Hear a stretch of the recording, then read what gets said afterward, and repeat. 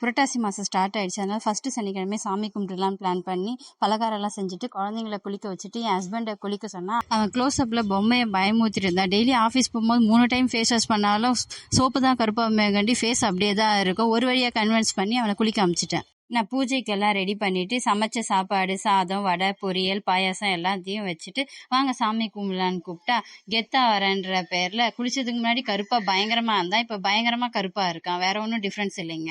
ஒரு வழியா எல்லாரும் வந்ததுக்கு அப்புறம் சாமி கும்பிட்டுட்டு காக்காக்கு எதுவுமே சாப்பாடு வச்சதுக்கு அப்புறம்